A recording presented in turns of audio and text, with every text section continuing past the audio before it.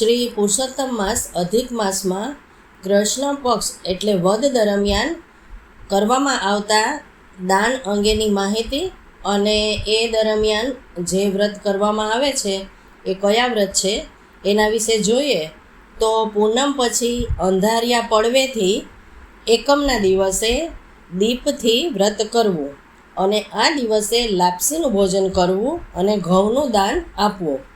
જેટલા દાણા દાન થશે એટલા વર્ષો સુધી અન્નના ભંડાર ભર્યા રહેશે એવું મહાત્મા છે.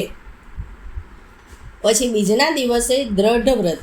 બીજના દિવસના વ્રતને દ્રઢ વ્રત કહેવામાં આવે છે અને ચંદન, કંકુ, અક્ષત, ચોખા, તેલ, સુગંધી આ વસ્તુનું દાન કરવાનું અને આ દાન કરવાથી દેવકોપ, શ્રાપ આદિકના દોષોમાંથી છૂટી અને સુખ સમૃદ્ધિ વધે છે.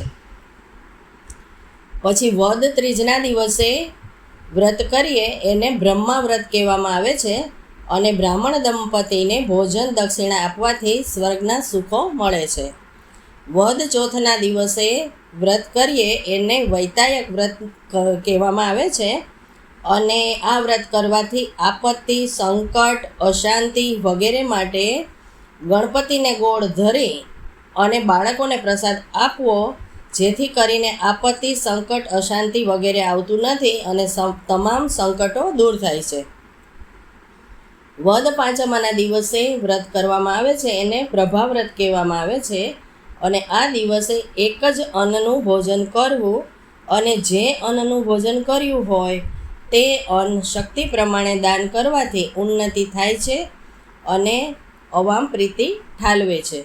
તો આ 5 દિવસનો આપણે દાન અને એનો મહિમા જોયો. જય શ્રી કૃષ્ણ.